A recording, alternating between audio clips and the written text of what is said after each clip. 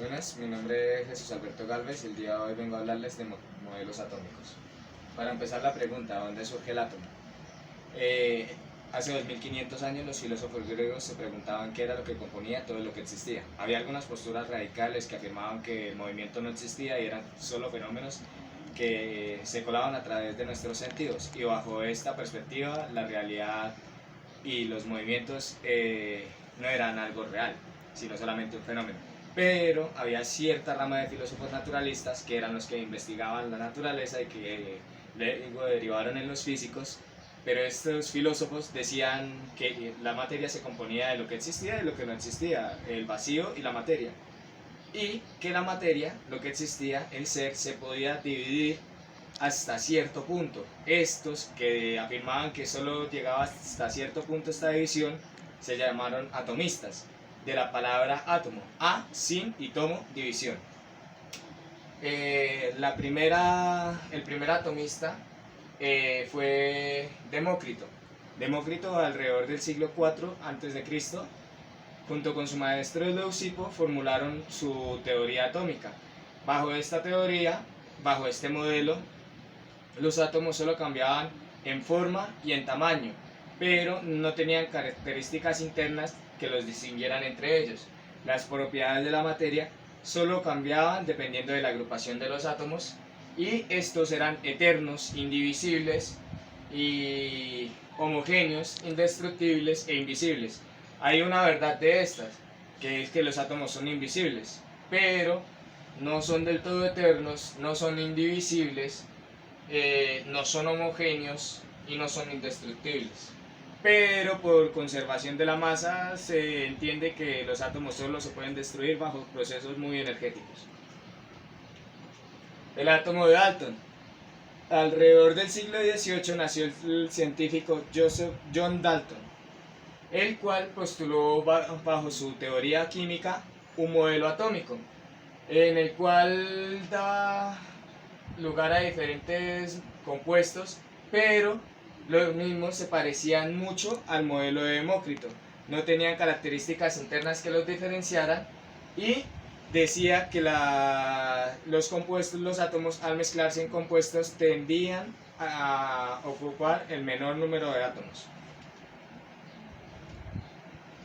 Posteriormente, alrededor del siglo XIX, el señor Joseph John Thomson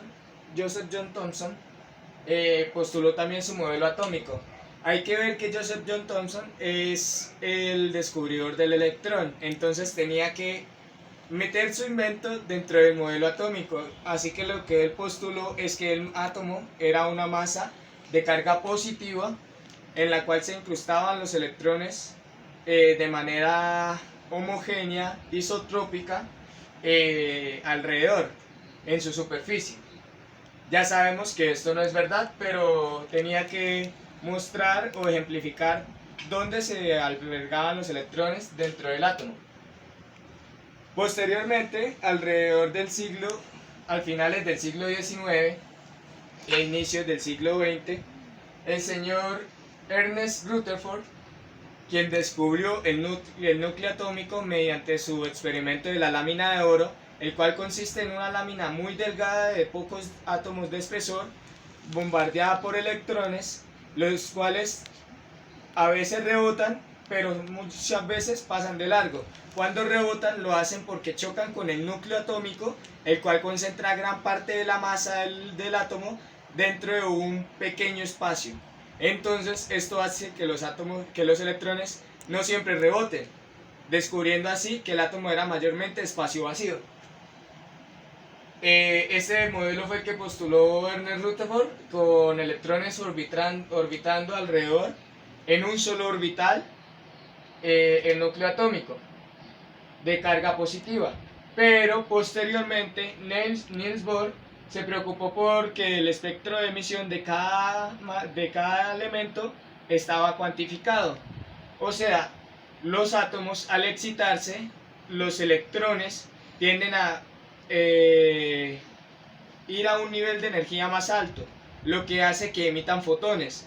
Estos fotones requieren una energía mínima para ser emitidos. Esto lo que revela es que para que un electrón pase de un orbital a otro, de un estado orbital a otro, requiere cierta energía cuantificable. Entonces Bohr solucionó esto proponiendo un modelo orbital similar al que vemos en los planetas alrededor del Sol, en el cual los átomos giraban, los electrones, perdón, giraban alrededor del núcleo atómico en varios orbitales que tenían una distancia medida. Esta distancia fue lo que permitió explicar el porqué del espectro de emisión. Posteriormente se trató de demostrar o de probar el átomo de Bohr para otros espectros de emisión, y sucede que no siempre los electrones requieren la misma energía, a veces es un poco más, a veces es un poco menos, aunque estadísticamente casi siempre es probable de que suceda algo como le sucedió al señor Bohr, de que pasaban de un orbital a otro con una energía cuantificable. También por sus características indeterminadas sucede que ellos no están del todo en un orbital definido. Al no estar en un orbital definido, bueno, ellos están en un orbital definido. Al no estar en un nivel de energía exactamente definido, sino un poco indeterminado, ocupan es un volumen dentro del espacio que está caracterizado por una función de onda, que esta es la función de onda de la indeterminación de Schrödinger. Este último modelo atómico que voy a presentar fue el átomo de Schrödinger. Alrededor de la mitad del siglo XX, el señor Erwin Schrödinger postula un modelo atómico que busca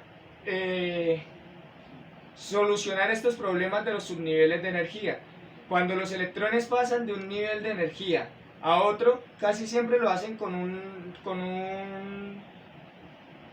nivel de energía cuantificable, pero esa cantidad a veces varía. ¿Y esto por qué sucede? Porque los electrones no están del todo definidos dentro de su orbital, sino están por ahí. Entonces el modelo lo que postula es que los electrones no son una partícula, sino solo es una función de onda de probabilidad estadística en una nube alrededor del átomo, como lo muestra esta imagen. Es un modelo cuántico no relativista, puesto que no